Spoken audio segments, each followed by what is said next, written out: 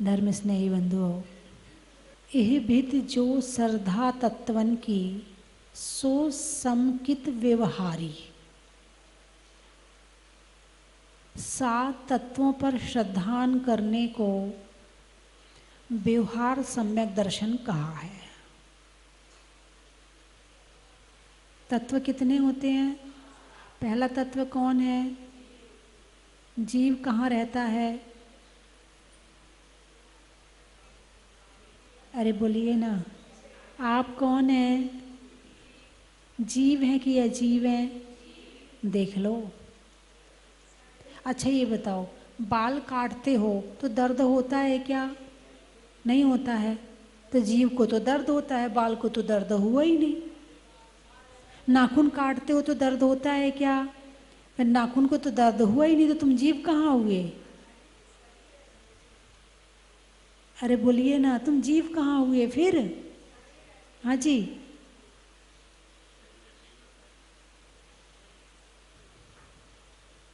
बालों में आत्मा के प्रदेश नहीं है।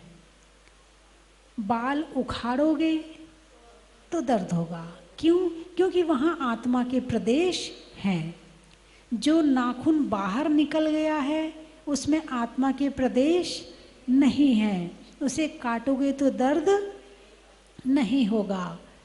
तो इसका मतलब फिर जो बाल के अंदर वाली जगह है वो जीव है। अरे बोलिए ना, ये क्या, ये हाथ क्या है? हाथ क्या है? जीव है कि अजीव है? आँख क्या है? जीव है कि अजीव है? जोर से बोलिए। जीव है। पाँव क्या है? भाई पाँव चलते हैं तो जीव हुए, हाथ काम करता है तो जीव हुआ है। आप एक बात हमेशा याद रखना, करंट अकेला रहता है या किसी चीज़ के सहारे आपके घर में आता है? किसके सहारे आता है?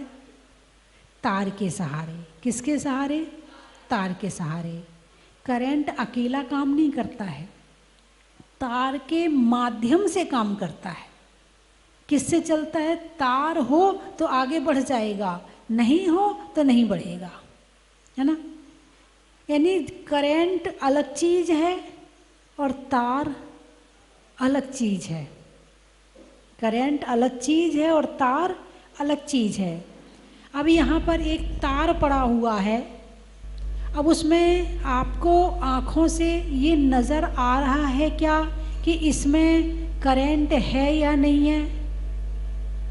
अरे बोलिए ना, आँखों से देख सकते हो क्या? कैसे पता चलेगा कि उसमें करंट है? हैं? हाथ लगाने पर पता चलेगा, अथवा कोई पेचकस लगाते हैं तो उसमें वो लाइट जलती है तो उससे पता चलेगा कि इसमें करंट है या नहीं है। हाथ लगाओगे तो तुम गड़बड़ हो जाओगे, इसलिए किसी चीज़ से देखते हैं इसमें करंट है या नहीं है। यानी करंट आँखों से नहीं दिखता है। क्या दिखता है? तार दिखता है ना। ऐसे ही आत्मा आँखों से नहीं दिखती है, तो कैसे पता चलती है कि शरीर में आत्मा है या नहीं है? तो हम देख रहे हैं, चल रहे हैं, फिर रहे हैं, खा रहे हैं, सोच रहे हैं, ये सब काम एक्टिविटी चल रही है। तो जो एक्टिविटी है वो आत्मा की है और जो शरीर है वो तार है। दोनों चीज अलग हैं। करंट का गुण अलग है और तार का गुण अलग है। करंट की क्वालिटी अलग है और तार की क्वालिटी अलग है। करंट का काम अलग है और तार का काम अलग है। तार का कोई काम नहीं है, जो करंट करेगा बस वो ही हो रहा है। जो करंट करेगा वो होगा, तार अपने आप में कुछ नहीं कर सकता, ऐसे शरीर अपने आप में कुछ नहीं कर सकता है। जो कुछ करेगी आत्मा करेगी। इसमें से आत्मा निकल जाए फिर क्या होगा? आंखें देख पाएंगी, कान सुन पाएंगे, नाक सूंघ पाएगी, मुख खा पाएगा, हार्ट चलेगा क्या?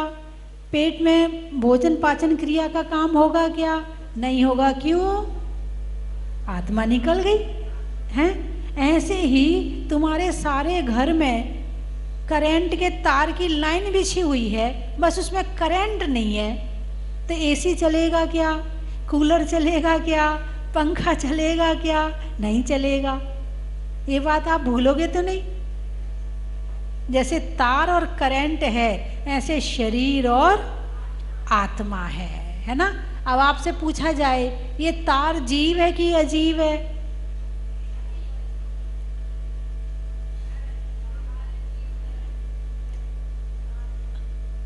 हाथ अजीब है और इसमें एक्टिविटी करने वाली आत्मा है ना?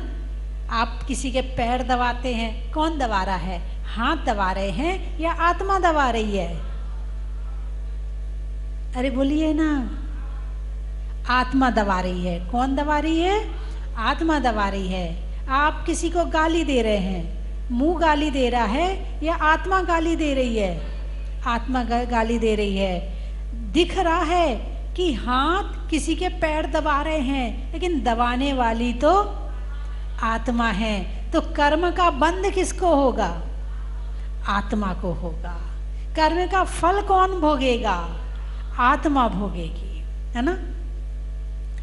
आत्मा को तो जानना है, शरीर को तो बहुत जान लिया। एक एक नस को डॉक्टरों ने एक एक नस को जान लिया, हड्डियों को जान लिया, आँखों की नसों को जान लिया, कान की नसों को जान लिया, गले की नसों को जान लिया, पेट की एक एक नसों को जान लिया, हार्ट को जान लिया। हार्ट दूसरा लगा दें, पाँव दूसरा लगा दें, हड्डियाँ दूसरी लगा दें, हैं क्या क्या मतलब फिट कर देते हैं अंदर। करते कि नहीं करते? करते हैं ना भाई। एक हड्डी की जगह वो रॉड लगा देते हैं, हड्डी की जगह रॉड लगा देते हैं। फिर जब बहुत दिन हो जाते हैं रॉड को लगे लगे तो पता चलता उस रॉड में जंग लग गई। अब फिर जाओ ऑपरेशन करवाओ और बदलवाओ। हाँ ऐसा होता है भाई। लोहे का धर्म तो लोहा निभाएगा ना। लोहे का काम है जंग लगना। ज़्यादा देर पानी में रहेगा और जैसे उसे वातावरण मिला जंग लग जाती है। तो जो अंदर रॉड पड़ी होती है उसमें भी जंग लग जाती है। फिर डॉक्टर उसको बदलता है। जंग लगती है तो जो सुख दुख है उस लोहे की रॉड को महसूस नहीं होता है। जो कष्ट है, पीड़ा है, वो शरीर में होती है और उसकी पीड़ा आत्मा को होती है। अब बाहर एक लोहा पड़ा है, उसमें जंग लग जाए तो उसे दर्द होगा क्या? अरे बोलिए ना, नहीं होगा। क्यों नहीं होगा? क्योंकि दर्द को भोगने वाली आत्मा है। यही वही लोहा शरीर में लग जाए और फिर जंग लग जाए तो दर्द आत्मा को होगा। दर्द पुद्गल को नहीं होता है, कष्ट पुद्गल को नहीं होता है। किसको होता है? आत्मा को होता। दुख सुख किसके हैं? आत्मा के हैं। भोगने का माध्यम शरीर है। जैसे कि किसी के शरीर में हार्ट प्रॉब्लम हो रही है, दर्द हो रहा, जोर जोर से दर्द हो रहा और डॉक्टर के पास पहुंच नहीं पाया, उसके पहले उस नमो सिद्धाड़म हो गया। तो वो जब हार्ट में दर्द हो रहा था तो कौन छटपटा रहा था? आत्मा। अब आत्मा निकल के चली गई, अब शरीर शांत हो गया। शरीर तो वही है, हार्ट भी वही है, छटपटाने वाला चला गया। जिसको दर्द हो रहा था वो चला गया। तो माध्यम शरीर है कर्म भोगने का, कष्ट भोगने का, सुख भोगने का, दुख भोगने का, लेकिन भोगने वाली तो आत्मा है। तो किसका श्रद्धान करना है? यह विधि जो श्रद्धा तत्वन की। तो श्रद्धान करना है। किसका श्रद्धान करना है? आत्मा का श्रद्धान करना है। मैं कौन हूँ? मैं आत्मा हूँ। मैं कौन हूँ? मैं आत्मा हूँ। तुम कौन हो? अच्छा, तुम भी आत्मा हो? भाई मैंने तो बता दिया कि मैं आत्मा हूँ, तुम कौन हो? ये पीछे वाले कौन है? आत्मा है कि पुद्गल है? अभी इन्होंने पूरा नहीं सुन पाया। मैं कौन हूँ? आत्मा हूँ। ऐसा श्रद्धान करना। क्या करना? श्रद्धान करना। शरीर मेरा पड़ोसी है, मैं आत्मा हूँ। शरीर कौन है? भाई जो जिसके पास रहता है वो पड़ोसी होता है, ऐसे ही है ना? भाई तुम्हारे घर के बाजू में जो रहता है वो कौन है? पड़ोसी है। तो आत्मा के बाजू में कौन रह रही है? शरीर रह रहा है। तो शरीर कौन हुआ? पड़ोसी हुआ ना। तो पड़ोसी पड़ोसी को कष्ट दे सकता कि नहीं? दे सकता है। और पड़ोसी पड़ोसी को सुख दे सकता कि नहीं? दे सकता है। जो जितना निकट का होगा वो उतना ज़्यादा कष्ट देता है, जो जितना दूर का होगा उतना कम देगा। बोलिए हाँ या ना? संबंध जितने निकट के होते हैं कष्ट उतना ज़्यादा होता है, और संबंध जितने दूर के होते हैं कष्ट उतना कम होता है। ऐसा है कि नहीं है? भाई यदि मान लो एक आपकी पत्नी आपको जवाब दे दे, आपको आप पर गुस्सा करे, तो आपको कितना गुस्सा आएगा? और एक माँ गुस्सा करे तो कितना गुस्सा आएगा? कम आएगा। अंतर पड़ेगा नहीं पड़ेगा? है ना? और एक कमजोर व्यक्ति आप पे गुस्सा करे तो कितना फर्क पड़ेगा? और एक पहलवान आप पे गुस्सा करे तो कितना फर्क पड़ेगा? गुस्सा की क्वालिटी वही है, उसमें कोई कमी बेशी नहीं, क्वालिटी बराबर है। और एक ग्राहक आप पे गुस्सा करे या आपका बॉस आप पे गुस्सा करे तो आपको कितना गुस्सा आएगा? सबके गुस्सा में अंतर पड़ेगा। एक में कहेगा अरे बॉस है, इसका तो काम ही गुस्सा करने का, चल छोड़, टेंशन लेने की जरूरत नहीं है, ये तो करता ही रहता है, टेंशन मत ले, इसका तो काम है। और कुछ सिखाया ही तो है, गुस्सा किया है, मेरी गलती तो बताई है, अब मेरी कमी निकाली तो बुरा क्या किया इसने? इसने कोई गलत नहीं किया, चल कोई बात नहीं है, टाल दिया। पड़ोसी ने किया, जवाब दे दिया। माँ ने किया, जवाब दे दिया। और पत्नी ने किया तो झगड़ा हो गया। क्या? पत्नी ने गुस्सा किया तो झगड़ा हो गया। यानी जो जितना निकट का उतना कष्ट का कारण और उतना ही सुख का कारण, और जो जितना दूर का ना सुख ना दुख। ठीक है ना? ऐसे शरीर है तो शरीर निकट का पड़ोसी है, सुख का कारण भी है और दुख का कारण भी है। कौन? अरे बोलिए ना। शरीर। शरीर सुख दुख का कारण नहीं है, शरीर के प्रति मोह सुख दुख का कारण है। यदि एक चेहरे पे फुंसी निकल जाए तो जो सारे दिन शक्ल देखता है ना आईने में, उसे ज्यादा टेंशन होगी। फिर गए झांक के फिर आईना देखाए, फिर गए फिर थोड़े बाल सुधार आए, फिर गए फिर थोड़ा कुछ लगा के आ गए, फिर गए फिर थोड़ा क्रीम लगा के आ गए। यानी सारे दिन आईना में ही झांकते रहते हैं। नहीं, आपकी बात नहीं कर रही हूं, हैं? आजकल की पीढ़ी में ये ज्यादा हो रहा है। और पहली बात, बाल खुले रहते हैं। पहले की महिलाओं के बच्चों के बाल बंधे होते थे, और माँ ने एक बार जो कस के चोटी बना दी तो कई बार तो 2-2 दिन नहीं बनाते थे, 3-3 दिन बाल नहीं खोलते थे। एक बार जो चोटी बन गई तो 3 दिन चल जाती थी, 7 दिन भी चल जाती थी। और अब वो खुले बाल होते हैं तो दिन भर बालों पे हाथ जाता है, सारे दिन बाल ही बाल झूमते रहते हैं, है ना? तो जो पड़ोसी है, ये पड़ोसी कष्ट का कारण नहीं है। चेहरे पर फुंसी निकल गई, उसमें दर्द नहीं हो रहा है, बस वो निकल गई। अब वो कष्ट का कारण है या नहीं है बताइए? जिसे अपनी शक्ल से, अपनी सुंदरता से मोह है, उसके लिए कष्ट का कारण है। और जिसे इस पे ठीक है, निकल गई या हुई है, हो जाएगी, ठीक हो जाएगी, कोई बात नहीं है। मोह है तो दुख है, और मोह नहीं है तो दुख भी नहीं है। फुंसी दुख का कारण नहीं है, क्या? मोह दुख का कारण है। अब बाल झड़ रहे हैं और अभी बेटे की शादी हुई नहीं, क्या? बाल झड़ रहे हैं और अभी बेटे की शादी हुई नहीं।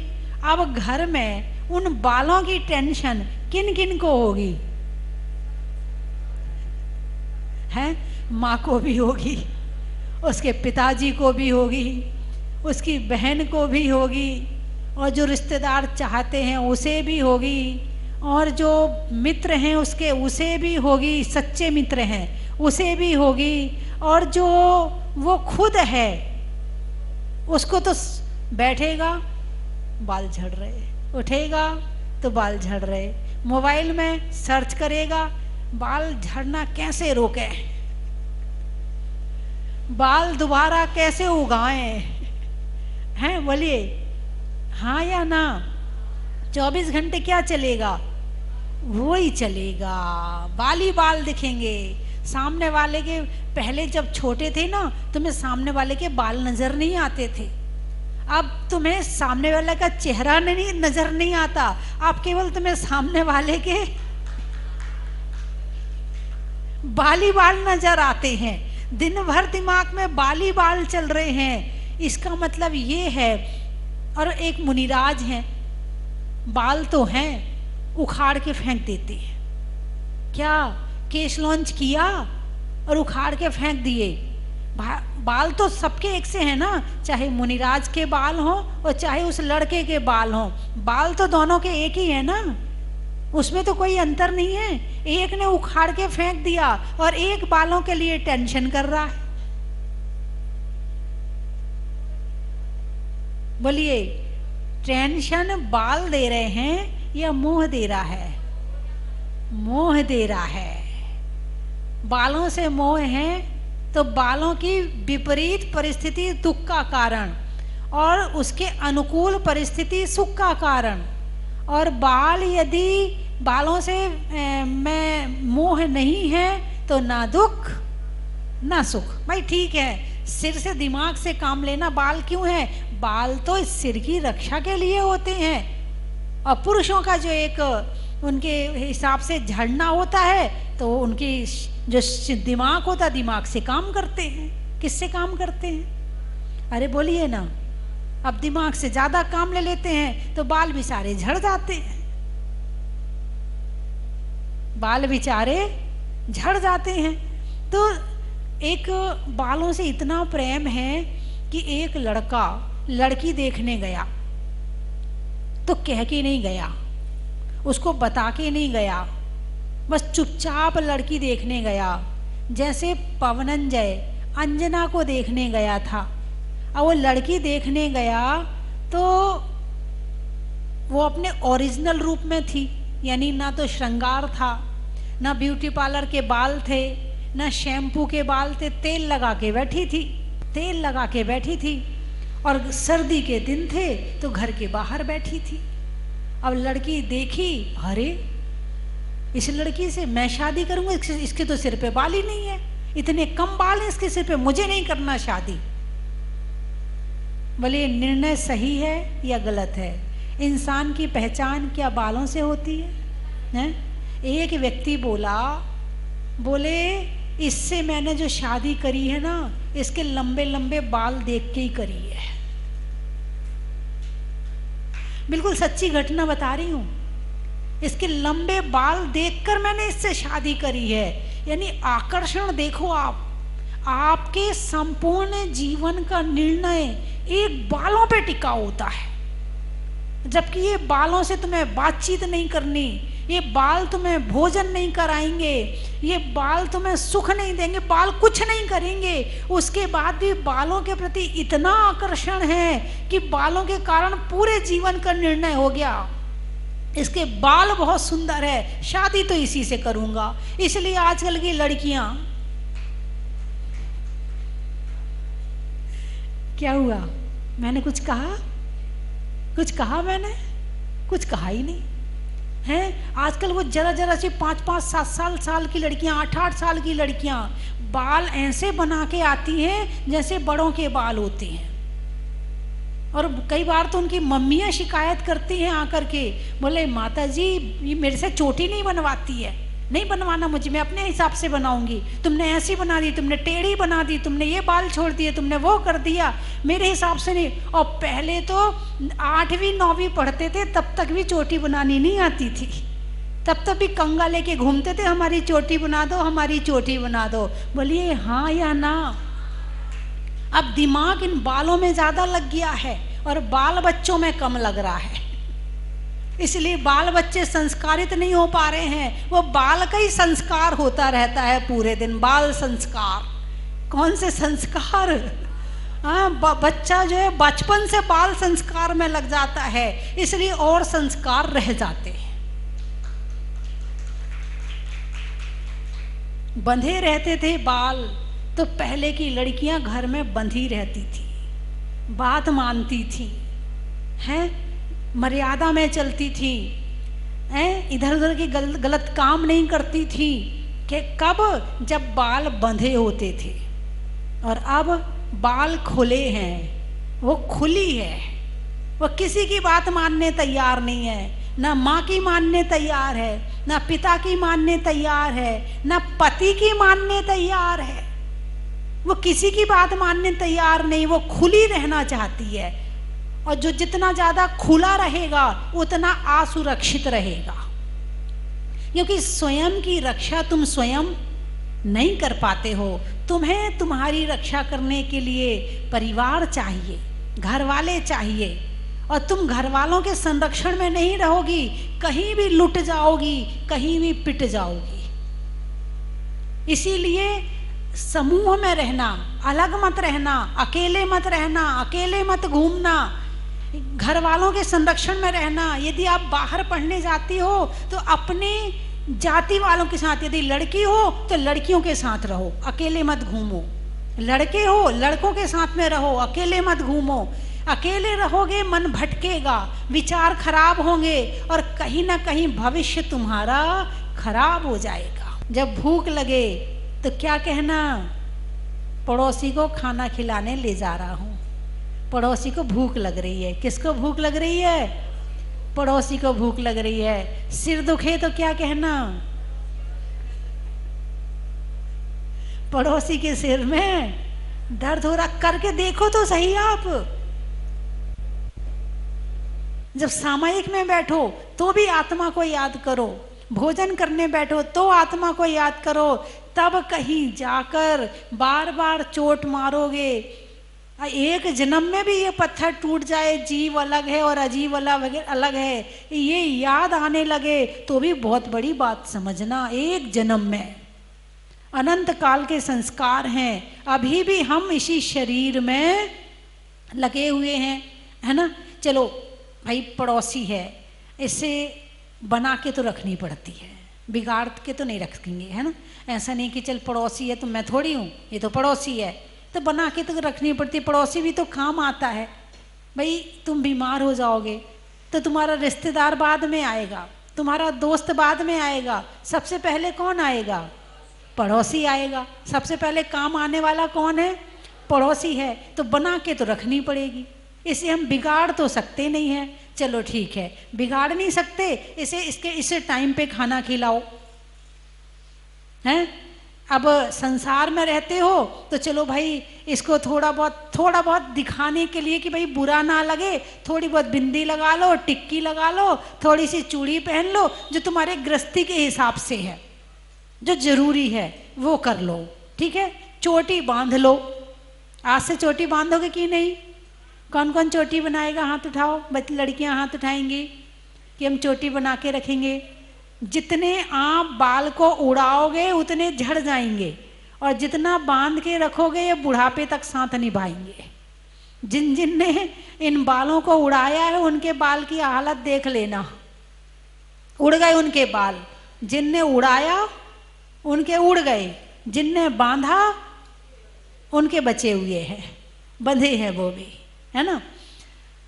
तो पड़ोसी है, तो इस पड़ोसी की इतनी तो कदर करनी पड़ेगी कि इसे बीमारी हो जाए तो दवाई खिलाओ, क्योंकि इस पड़ोसी के बिना हम धर्म भी नहीं कर सकते हैं।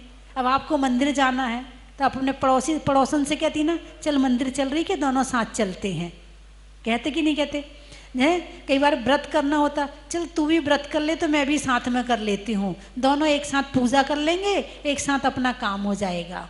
चलो तीर्थ यात्रा पे चल रहे क्या तुम लोग? चलो तीर्थ यात्रा पे चलते हैं। किसके साथ? पड़ोसी के साथ। ऐसे ये पड़ोसी है, इस पड़ोसी के बिना आत्मा तीर्थ यात्रा नहीं कर पाएगी, माला नहीं फेर पाएगी, उपवास नहीं कर पाएगी, स्वाध्याय नहीं कर पाएगी, किसी की सेवा नहीं कर पाएगी। इसलिए इसका थोड़ी बहुत सेवा तो जरूरी है, लेकिन इसकी ही सेवा में लगे रहो। अरे बोलिए ना, ये बात मामला थोड़ा सही नहीं है। तो इसीलिए जो है शरीर को शरीर मानना और आत्मा को आत्मा मानना, सो समेकित व्यवहारी। ये विधि जो श्रद्धा तत्वन की, श्रद्धा ऐसा श्रद्धान करना कि मैं आत्मा हूँ और शरीर अजीब है। जब शरीर को अजीब मान लिया तो बाहर की वस्तुओं को तो अजीब अपने आप ही नजर आने लगेंगी, है ना। फिर जिसकी जो क्वालिटी होती है उसके हिसाब से उसकी कीमत होती है। भाई मेरा है तो मेरे हिसाब से मेरी कीमत है, और तुम्हारा है तो तुम्हारे हिसाब से तुम्हारी कीमत है। जब मेरा शरीर है ही नहीं है तो ठीक है, साथ रहना है, रिश्ता बनाए रखना है, बिगाड़ना नहीं है, तो उतना व्यवहार करेंगे। और जब यदि हमें इससे रिश्ता नहीं बनाना है तो फिर उस हिसाब से व्यवहार करेंगे। तो जीव जीव है, अजीब अजीब है, ऐसा श्रद्धान करना ये सम्यक दर्शन है। क्या है ये? सम्यक दर्शन। दर्शन का मतलब देखना, श्रद्धान करना। आंखों से देखना ही देखना नहीं होता है, तत्व के प्रति ऐसा श्रद्धान करना सम्यक दर्शन कहलाता है, यथार्थ श्रद्धान कहलाता है। अभी कैसा देख रहे हो? शरीर को ही आत्मा मान रहे हो। क्या मान रहे हो? शरीर को ही आत्मा मान रहे हो। देख तो रहे हो लेकिन सही नहीं दिख रहा है, तो सही देखना। जीव को जीव और अजीव को अजीब, और आश्रय बंध संवर निर्जरा, इन तत्वों को जानना, इन पर श्रद्धान करना और मोक्ष तत्व की प्राप्ति के लिए भाव बनाना, इसको कहते हैं व्यवहार सम्यक दर्शन। अच्छा, श्रद्धान करने में दीक्षा लेने की जरूरत तो नहीं है? अरे बोलिए ना, श्रद्धानी तो करना है। अभी त्याग करने की बात थोड़ी कह रही हूँ, अभी घर छोड़ने की बात थोड़ी कह रही हूँ, अभी उपवास करने की बात थोड़ी कह रही हूँ, श्रद्धान करने की बात ही तो कह रही हूँ ना। और मैं कौन सा कह रही हूँ? भगवान महावीर कह रहे हैं। और भगवान महावीर ने जो कहा, पंडित दौलत राम जी ने, आचार्यों ने उसे शास्त्रों में लिखा, और आचार्यों को दौलत राम जी ने पढ़ा, उन्होंने 6 ढाला में लिख दिया, और 6 ढाला में लिखा है, मैंने आपको बता दिया।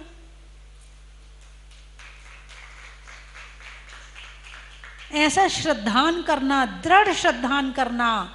यदि किसी की मृत्यु होती है तो ये श्रद्धान करना, आत्मा अजर अमर अविनाशी है, मरता कोई नहीं है। शरीर और आत्मा अलग अलग हुए हैं। कौन मरा है? शरीर मर नहीं सकता है, वो तो मरा मराया है, और आत्मा मरती नहीं है। ऐसा श्रद्धान करना। यदि ऐसा श्रद्धान है तो किसी के मरने पर कष्ट नहीं होगा, दुख नहीं होगा, और तुम्हारा धर्म में मन लगेगा। इस संसार की क्षण भंगुरता देख करके धर्म में मन स्थिर हो जाएगा, और नहीं तो रोते रहो सारी जिंदगी, ये चला गया, वो चला गया, वो चला गया, कभी इसके लिए रो, कभी उसके लिए रो, कभी उसके, रोते रहो सारी जिंदगी, करते रहो मोह। मोह कहता है शरीर और आत्मा एक, और सम्यक दर्शन कहता है शरीर और आत्मा अलग।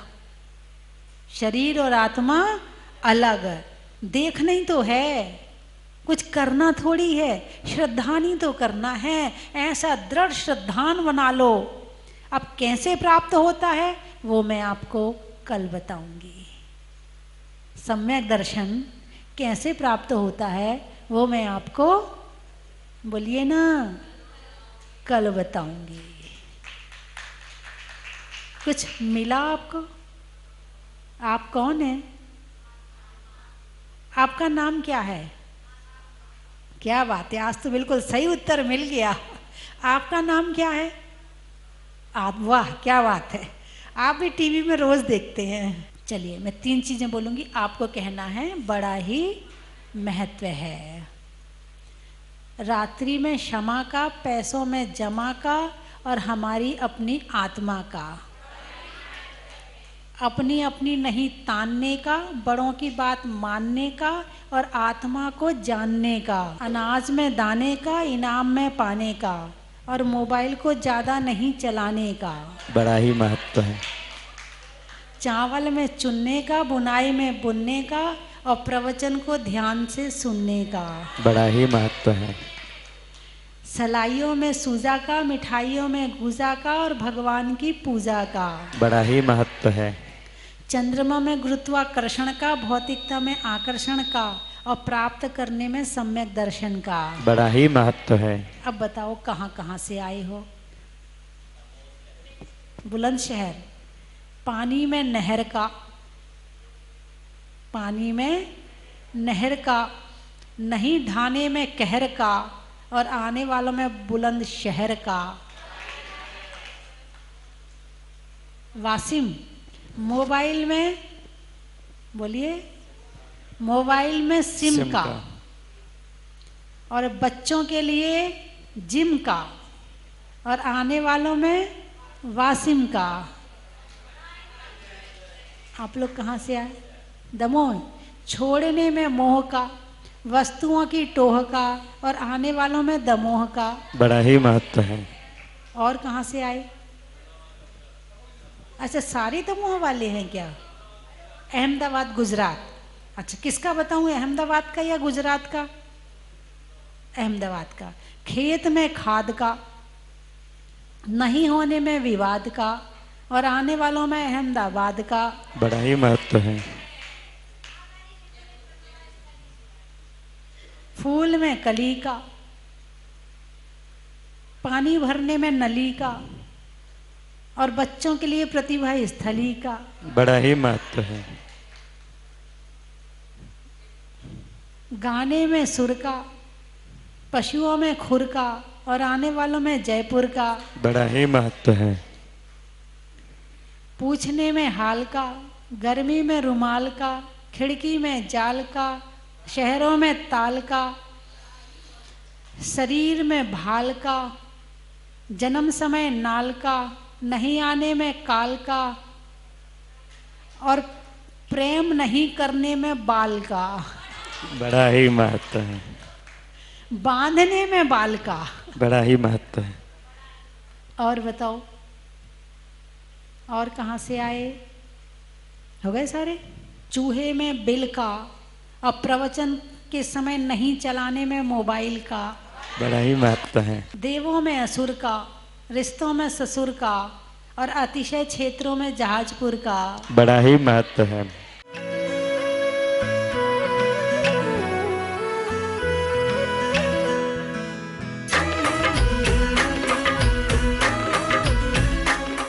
आज दूसरी बार आया हूँ। यहाँ पर आकर बहुत मन को शांति मिलती है। बहुत ही ये जो यहाँ की मंदिर है, बहुत ही विशाल मंदिर बनाया गया है, और माता जी के अथक प्रयासों से ये सब संपन्न हुआ है। नमोस्तु नमोस्तु, बंदामी माता, बंदामी माता।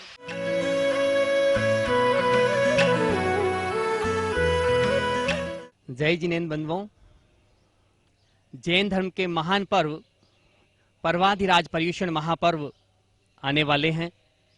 आने वाली 19 तारीख से 28 तारीख तक जहाजपुर वाले बड़े बाबा मुनीश्वरनाथ भगवान के मस्तक पर परम पूजनीय भारत गौरव गुरुमा गण्यारी का स्वस्ति भूषण माता जी की संगस्था छुल्लिका रत्मती माता जी के सत्संग पावन सानिध्य में अभिषेक शांति धारा, विधान और अन्य कई कार्यक्रम होंगे।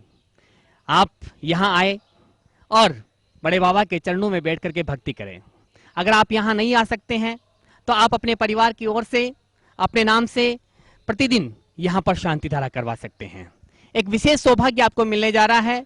पर्वाधिराज 10 लक्षण महापर्व की 10 ही दिन की शांति धारा का पुण्यार्जन आप अपनी ओर से, अपने परिवार की ओर से कर सकते हैं, जिसकी न्यौछावर राशि मात्र 5100 रुपये है। आप अपनी सूचना स्वस्ति धाम पर दे सकते हैं। बंधुओं, जहाजपुर वाले बड़े बाबा की शांति धारा देख करके लाखों भक्त लाभान्वित हुए हैं। तो एक महान सौभाग्य आपको मिलने जा रहा है, इसका लाभ उठाएं और 10 दिन शांति धारा पर्वाधिराज पर्यूषण महापर्व में आप करवाएं, इसका लाभ उठाएं। धन्यवाद। चन की थाल को सजाओ रे आज, रत्नों की थाल को भर लाओ रे आज।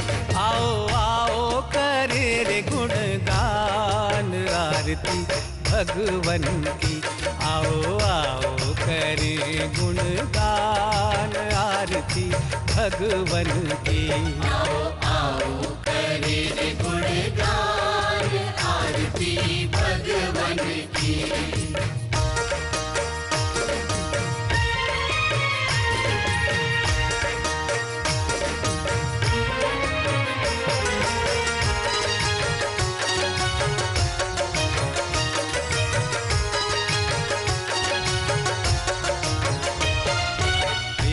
सुमित्र के राज दुलारे, माँ पद्मा जी के नैनों के तारे।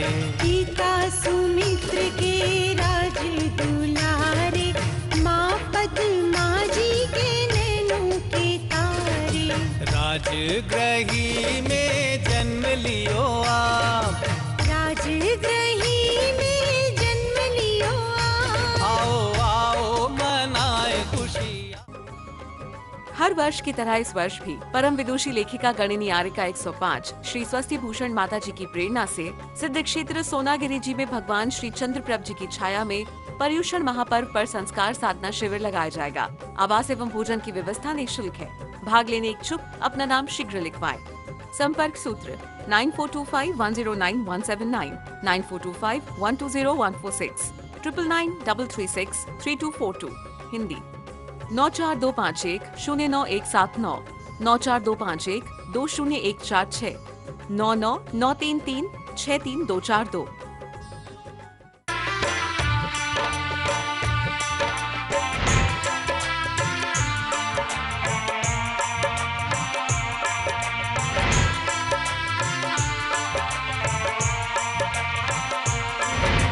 चलो रे चलो रे चलो, चलो रे चलो रे चलो, चलो जहाजपुर।